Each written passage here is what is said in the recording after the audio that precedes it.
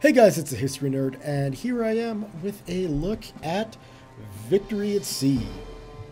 It is a World War II naval mountain blade inspired adventure, I guess would be the way to look at it. It is done and self-published by a team called Evil Twin Artworks, based out of Swindon in the UK. There's about 9 of them on staff, so it's a very small group. And just to be clear, the developers didn't get in contact with me. They don't even know I exist, I would imagine. So, yeah, this was a game I bought myself after seeing a couple of things online about it, thinking, hey, well, doesn't this look interesting? And, yeah. Pardon while I take a sip of water.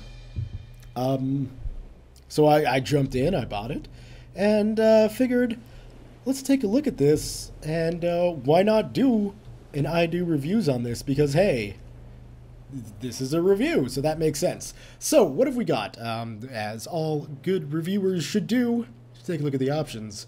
And there's really not a lot going on here. There's only one display option, so it's a bar. Then you got the audio, and it's nice that it's split up between, just the master and then music, sound effects, ambient. I did a brief sound check on this, but the rig I'm running right now, in particular my headset, there's only one of them. You don't need plural headsets. I can't really get a good gauge on sound quality with the things I'm using, so I hope everything sounds okay. If it doesn't, 1,000 apologies. What else we got? We've got our screen resolution. You can run it in a windowed mode and all your resolutions. And then controls, and it does look like these might be rebindable, which is always nice. So we'll just leave it as a default, though, because it's not a shooter. You don't necessarily need to go around and change up the keys, at least in my opinion. If you feel differently, congratulations, you can. So we've got 3 different options for playing the game. We've got the campaign game, which we will take a look at in a little bit. We've got the historical scenarios, and we've got the custom battles. So let's go in reverse order. We'll pretend we're reading Hebrew or something and go from the right to the left. If we take a look at custom battles, they're point battles. So you can have them set to 400, 900, 2,000 points, and let's just go with the 2,000 to take a look. You can select which nation you want to be playing as. So we got Britain, United States, Germany, Japan, Italy, Free France, and Vichy France, which is pretty cool. So they got all of them going on. And this is one of the 2 places you can actually switch and be the Axis. So if your whole desire of this game is to go around and like sail around in the Bismarck, this is going to be the only chance you get. And so with the point battles here, we can see that a Flower Corvette here is 50 points, whereas a Bismarck battleship is a whopping 600. So, you could set it up and have a ton of torpedo boats going up against the Bismarck. Go for like a Iranian naval solution to it. I don't know. Do what you wish. So that's pretty cool. The one downside to having this kind of stuff is there's no multiplayer, as far as I can tell. So, for me, that's not that big of an issue. But if you're going into this, apparently this game is based off a miniature game, a miniature board game. I don't know much, if at all, about miniature games, so I'm not the expert to be talking about that. But I know that you'll need more than one person to play it. Generally, I'm sure you could play them individually and, by yourself if you wanted to, but it's more fun when you get people involved, and that's just not really an option for the custom battles. Same with the historical scenario here, and there are a few of them. So we've got the Battle of the Denmark Strait, we've got the final battle, which is the final battle of the Bismarck. We have Clash of Giants, which I think is just battleship on battleship, Arctic Skirmish, Prelude to Matapan, Part 1 and Part 2, and that's it for the historical battles. So you can load it up, and if you want to try and save the Bismarck against the Royal Navy, you can. If you want to be the Royal Navy and hit the Bismarck without having to resort to biplanes with torpedoes strapped to the bottom, go nuts. It's definitely a possibility. And of course, you can set your ship AI levels to whatever you want. But now the real meat and potatoes of the game. The part that I play the most, the one that I invest the most amount of time in, is the campaign. And so we've got different theaters of war. We've got the Pacific, we've got the Mediterranean, and we've got the Atlantic. Now, I've dabbled in all three, and just based upon, the grandiose level design and the way things are set up, it seems like the Pacific is the best balanced. The Mediterranean didn't really work out for me. I started in Gibraltar, and the first mission I had in my lowly 2 destroyers was to sail clear across the Mediterranean to deliver reports to Alexandria. Needless to say, that caused me to sail through areas with ships that were much higher level than me. And you'll understand what I mean once we get into the game. And then with the Atlantic, sort of the same issues going on. I started in the Channel, and then right across the Channel, you've got Vichy France and German ships ready to kill you right at the start. So for the purposes of this, let's go ahead and set up a Pacific game, and we can set up a captain name. So, we'll just go with, I don't know, what's a good American name? Well, Jones is a fairly generic American name, so we'll be Captain Jones. And we'll be sailing for America because, hey, this is the Pacific. That makes the most sense. Now, I'm not going to go off and say something silly like Great Britain wasn't involved in the Pacific War. And these developers are based out of the UK, so they've got a little bit of a soft spot for the Royal Navy. But in the Pacific, it makes sense to be America, which is, that's that.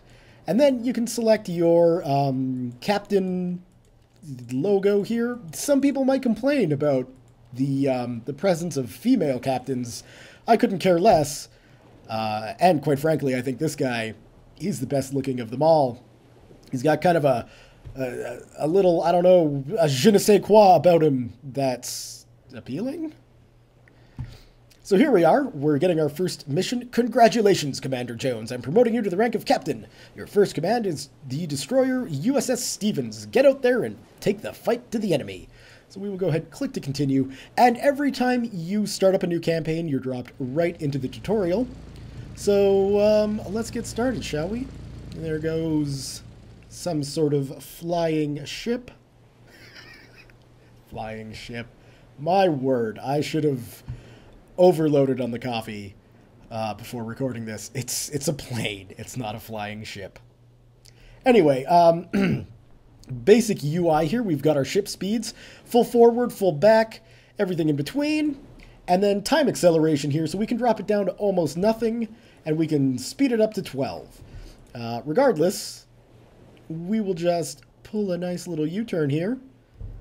And we're going to go off and sink the Shikanami. You can see it's at 51%. Our destroyer here, the Stevens. And so now here is the real thing in the game. It sounds like this music might just be a little too loud. I don't know if there is a way. There is not, to get into the option menu. Anyway. So what we've got here is the USS Stevens, our Fletcher-class destroyer. You can see down below here is a representation of our ship with our weapon systems. We have our release depth charges, we've got our torpedoes, and we've got our turrets. So if we load up and, say, select our depth charges, you can see the ring around us here, which is the effective range of the weapon. And then you just sort of right-click where you want to fire, and boom, there go the depth charges. We've got torpedoes as well, same sort of deal.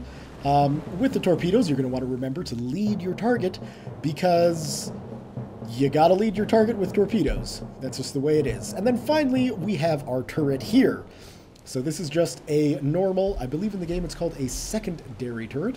Secondary turret. I don't know why I split up the wording so much, but I did, and I can't go back and change it. Such is life. Now, in this view, again, we've got our time acceleration, so we can drop it down to absolutely nothing. You cannot pause the game, but you can make it so that it's pretty much paused. And then go up all the way up to 6 speed and, sort of maneuver time that way. And then here we've got our ship throttle, so we can set it down to nothing. We can go, as far back as we want, full speed ahead, what have you. Now, obviously, it is a ship simulator, so if you try and, well, I say simulator, I shouldn't. If you try and turn at full speed, it's going to be a lot slower than if you knock your ship speed down and, conduct your maneuvers that way. Now, we've got this Fubuki class destroyer here to sink. So what we're just going to do, we've got our turret selected. We will right-click on the ship. And then obviously, that was a miss. But obviously, as you fire, your ship, or the ship you're firing at, is going to be moving. So you definitely want to lead your targets a little bit. For instance, if I wanted to hit the engines here, right, if I just do that, by the time the round gets there, it's far too late. So, you know, you want to lead your targets. You want to keep... It's naval shooting, right? It's big ships with guns. So there we go. And the destroyer isn't a good representation. Once I'm done this battle, I will load up a save I've got going with a slightly better fleet. Well, better is a relative term. There we go. We crippled the Shikanami here, and let's just see if we can't get some torpedoes off on this guy and finish it off. So we're just going to want to lead the ship just a little bit. And we can see our torpedoes fire in an arc. So I'm hoping that at least one of those guys will hit. If not, we can slow our ass down. Oh yeah, there we go. That's a hit, and that's the ship destroyed. This is a very basic overview of the combat in the game.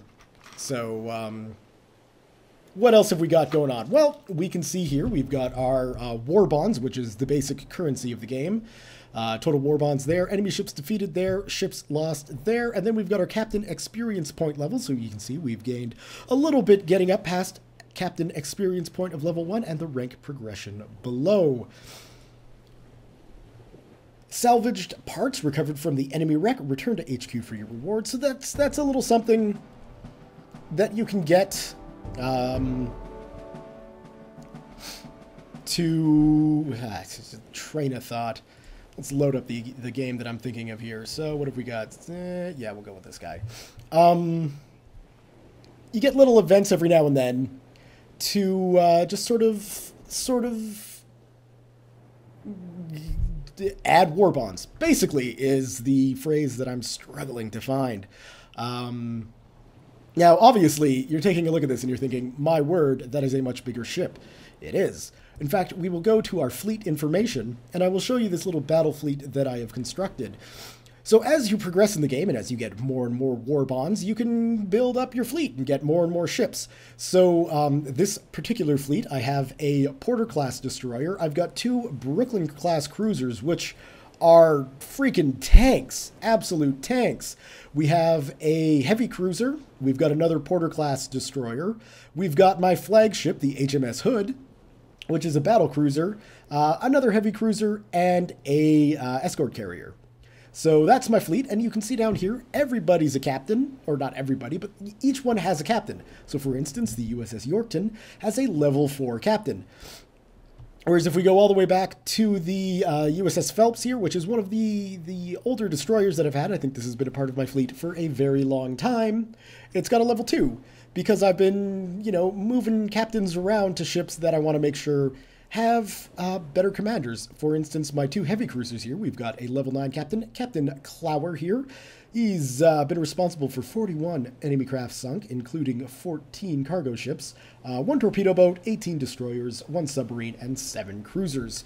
Once you get these heavy cruisers, other cruisers, you know, they're not that difficult. As you can see here, the Porter-class USS Winslow, Captain Berkeley's been responsible for 5 enemy ships sinking. And we can see here, Fleet Admiral Butler, my character that I created for this particular save, has sunk a total of 135 enemy ships, which is insane. When he, like, if this was reality, that would be a ridiculous number, and this man would be paraded up and down the streets, ticker tape parades pretty much every day. Anyway, so that's your basic fleet management, and the higher level your captains are, the better they are in combat. We've also got our captain information, so we can see here, we've got Fleet Admiral Butler, and we're a Fleet Admiral, we're almost an Admiral of the Navy, and we got all these medals, which don't really mean anything, right? They're digital medals, so, yeah, you know, it's neat, it's fun, and it adds a little flavor, but, there's nothing all that crazy about it. And as you can see, I've put about, this can't be right, only 2 hours to get this far? That doesn't seem right. But hey, if that's true, it doesn't take long to get here. But let's talk about buying and upgrading your ships. Well, we're in port. One of the things, too, I've got to say about this game, and I hope that this doesn't happen here, but it's glitchy? Okay, so it does take a little while sometimes for the shipyard to load up. Sometimes I've had to Alt-Tab out of the game and come back, and it works. It doesn't crash or anything, it's just sort of hung up. And leaving port, there are crashes. Just to be clear, this is a very much a game that's rough around the edges. Anyway, taking a look, we can see here my fleet has a total of 30 million war bonds. And a lot of guys are probably thinking, hey, that's a lot of money. I mean, a tribal class destroyer is only 5. That's not bad. But obviously, as you get higher up, you can see here, we've got cruisers that are 10. And thankfully, it shows the nation of origin up top, which is kind of helpful originally before I got the hood. And I'm well aware that this is a British ship. I was keeping my fleet American because I'm playing as an American character. When I'm out in the Atlantic or the Mediterranean playing as a Royal Navy player, it's always doing my best to keep the ships with the nation that you're playing as. So why am I rolling in a hood? Well, let's talk about that. So once we get up into this kind of range, right, like the Hood class battle cruiser was 50 million war bonds to save up. That was a lot of grinding, and I kept every single one of my ships except for a couple of destroyers from the beginning. So each ship has been added. I haven't really taken that much away, and it took a long time to get up to get the Hood class. And this is why I went with a British ship when I got to this point, because you can see here the American Baltimore class heavy cruiser. I've got 2 of them. But then let's say I wanted an Iowa class battleship. That's 80 million. That takes a long time to get. And between the Baltimore heavy class cruiser and the North Carolina battleship at 80 million, the Americans don't have anything, right? Except for an aircraft carrier. We've got the Essex. You know, but that's it for big ships with guns, which is why I went with the Hood. And turns out the Hood is just basically a little battleship. In fact, it's better armed than a Nelson, and pretty much the same amount of armament as a Queen Elizabeth. As you can see, the stats up there, except the Hood's faster, and it's got a bigger crew. And slightly less more anti-aircraft as well. So in this case, the Hood class battlecruiser at 50 million is better than the Queen Elizabeth class battleship at 50. So that's why the Hood's there. Anyway, I think that's enough rambling on about that. What else have we got here? We've got the HQ. Your exceptional work has not gone unnoticed, Fleet Admiral. Keep up the good work. Thank you, sir. Let's hit the high seas, shall we? We shall. All right, no crashes. That's good. So let's take a look at the actual game. If we click on up here, we can see the map of the Pacific, right? And I mean, it is a fairly big map, and there are a lot of ports here to take over, basically. So, you know, there's a lot to this game, and this map mode is a lot like Mount and Blade. So, well, you can adjust your fleet speed on the main map. I have yet to find a reason to not go just full speed, time acceleration up to 12, and then you just sort of sail around by right-clicking, and that's how you get around. So let's take a look here. We've got a Japanese cruiser that's pestering a couple of destroyers. Well, we can't have that. So let's teach this Gojo cruiser a lesson, or the Gojo, which is a Nagara class cruiser. So in this screen here, you select which of your ships you want to include in the fight. And considering we're just going up against one cruiser, I don't think we really need anything else other than the battle cruiser. But to show you guys the actual way this fights, let's go in with Admiral Butler's full fleet. So we'll hit the attack button, and we'll load up into the fleet planner sort of view. Now, going after a single ship isn't going to be the best example of how the combat works in this game, but it's going to be the quickest example. So here is our fleets, or here is our fleet, all the ships in the fleet, and we can see that they are all listed out here. And critically, here is our flagship, the Hood. Now, what I do, you can go through, and if you wanted to, you could set all of these ships to be manually controlled, and you could go through and just, you know, assign orders and get everybody to do their thing. Well, that's a lot of micromanagement, and it's not the way I play. No, I play more of a role-playing role.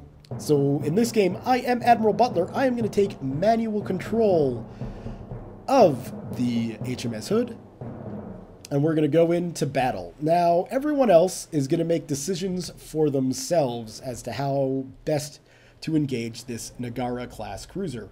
Let's just see. Up here, we got the tactical view, which is what we're in now. We can go back down into the water view. We can toggle ship information. Handy to have, and we can just order the entire fleet to retreat. We've got our help menu and all that. We've also got the individual orders here that we can send to our ships. So I could say to the Fletcher, not part of my fleet. I could say to the Nashville, hey, Nashville, instead of just freely engaging enemies, what I want you to do is I want you to go there. And then, you know, the Nashville's going to go there, stop, and then decide for itself what the best course of action is to do from that.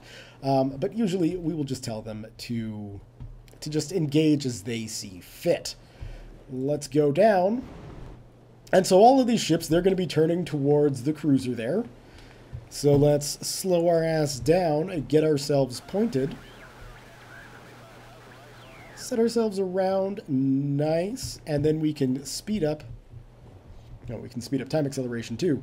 So like I say, in this case, it's not that big of an issue. All the AI ships are just going to go in and basically sink that ship. Job well done, guys. But when you get into a more complicated fight, or particularly when you've got submarines involved in a fight, then things get a little tricky. And in fact, I wonder if I can just actually get back to the main menu here. Load up a custom battle. We'll go with a 2,000 point battle. We'll be Britain, and we will take... Actually, you know what? No. Let's do it right. Germany, we will take... Do they just have the Type 9? No Type 7s? Okay, well, we'll take a Type 9. Well, that's not going to really show me. Yeah. We'll go Britain. And we will take in, let's see, 2 tribal destroyers. Why not? We will go up against Germany, and we will give them 2 Type 9 U-boats. So, point-wise, no question, we should be able to wipe the board with these guys. We'll just click to continue. I will take command of the HMS Zulu. We'll let the Ashanti decide for itself what the best course of action is. 10 times out of 10, though, the AI is going to decide that the best course of action is to just charge right at the closest ship and engage. Now, with submarines, it's a bit of a trick. Obviously, they launch torpedoes, and depending on your captain's level rating, will basically decide how good they are at dodging torpedoes.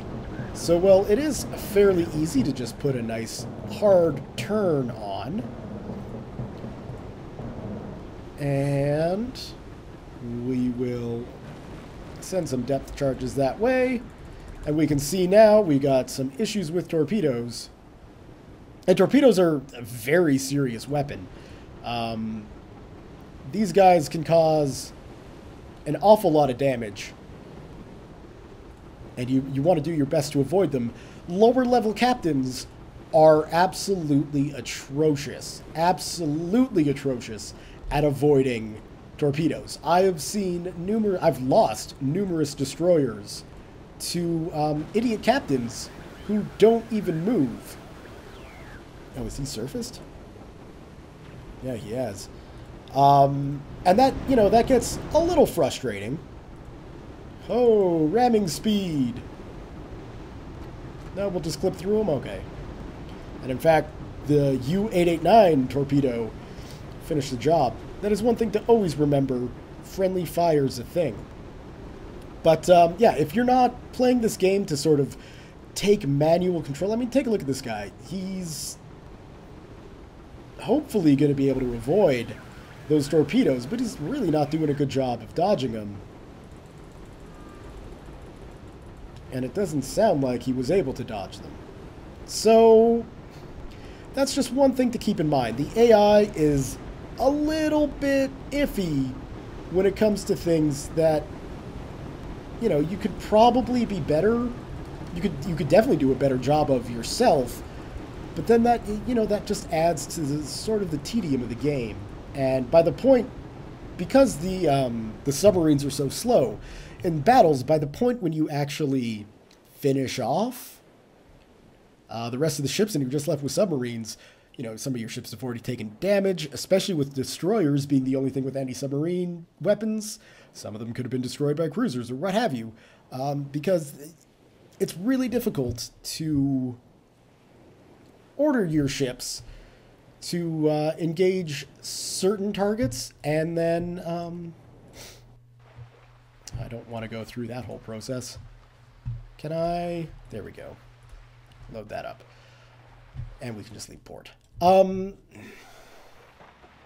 It's tough to get your ships to respond in an intelligent way. Another thing I've found too is they flat out ignore orders or change their minds almost instantly. So you'll order your 2 destroyers to sort of go off, and what I want to do, I want to find a fleet with submarines and other ships just to show it off. I'm not sure if I'll be able to. Regardless, you know, you'll tell your ships to, that's just a cruiser, to go off and go off to the, like, you know, the left or the port side, and swing around and engage the submarine that way. And they'll listen to your order, and then instantly they'll just drive for the closest battleship to sink it. So there's some little tricky things of the AI in this game. And then you've got optimization too. I noticed a couple of times going down here, the further west you go, as you get closer to Manila and sort of the eastern coast of Asia, the game just sort of bogs down and gets super slow. And I don't know why. And as soon as I turn around and head for Australia, things seem fine. I'm going to see if I can't replicate that here. But yeah, it's not really the best optimized game. And I mean, if we take a look at it, it's all right to look at. You know, it's not ugly by any stretch of the imagination. But you get in close and it's not, you know, super pretty. All right, so here, what we'll do, for a battle like this, we don't really need any sort of heavy ships, but we'll load everybody up. And unfortunately, there are no submarines, but we'll try and take a more active route into what we're going to do. So we are going to take the USS Yorkton here. Oh, well, that's a carrier. But we're going to tell the carrier just to kind of go off there and stay away from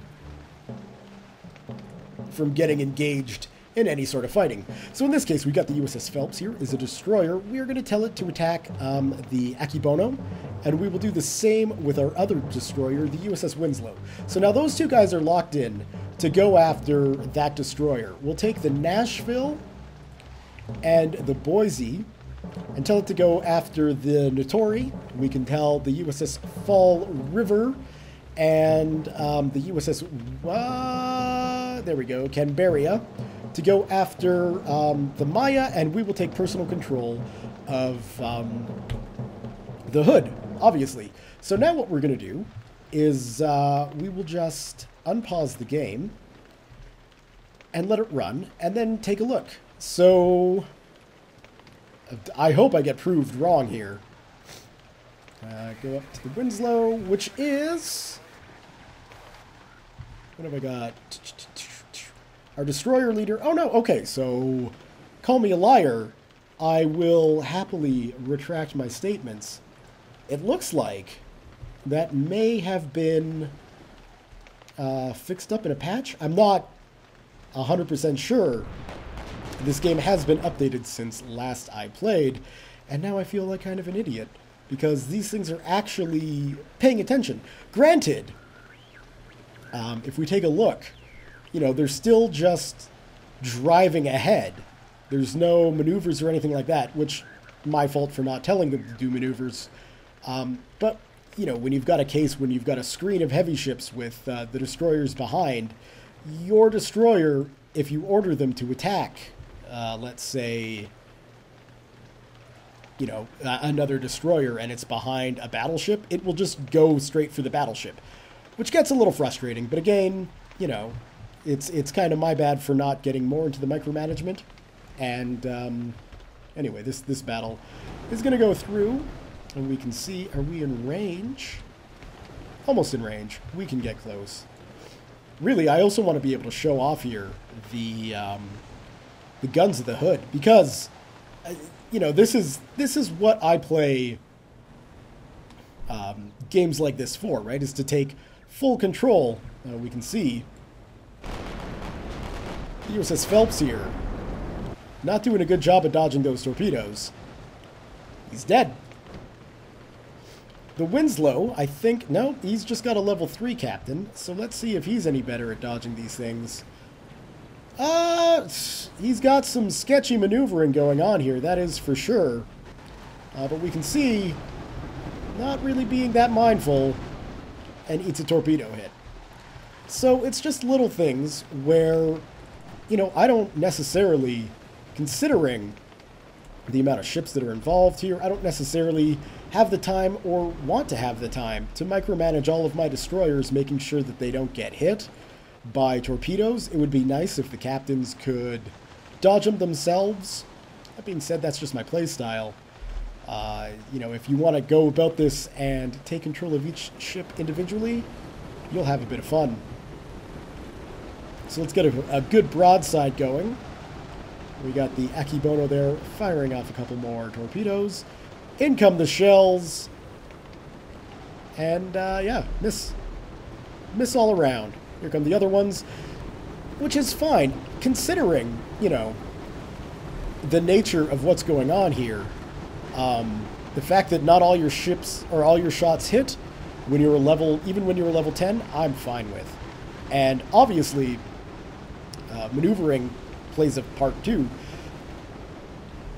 You line up your shots, and then because of the time it takes for them to fly through the sky, a ship maneuvers. Hey, that's my fault for taking the shot early. And obviously you want to lead your targets. And that's basically the gist of this game. And, you know, we're really not doing well with the shooting today. The game must know I'm recording. Well, there's a good broadside. And I mean, I gotta say, when the hood hits, that's some serious firepower that's landing on these ships.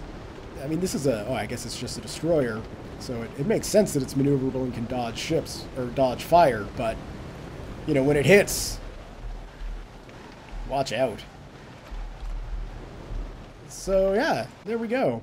So that's basically what goes on in the game. Now, I haven't gotten to the point, obviously, if we check the map, oh, there we go, where, we've gone around and we've conquered a few places, but we haven't by any means conquered anything. One last thing I do want to cover is, how do you capture a port? Well, you come in to an enemy port and it says, do you want to attack? And of course I do. So then it'll show you the lineup of the ships that are defending it. And here's where we get into the whole grindy situation, right?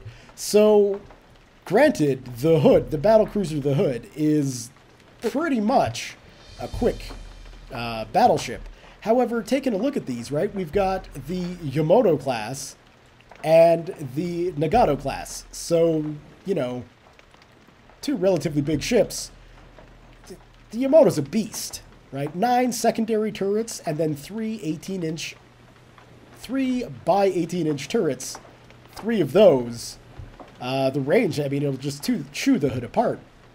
Which is why you've got to grind yourself up for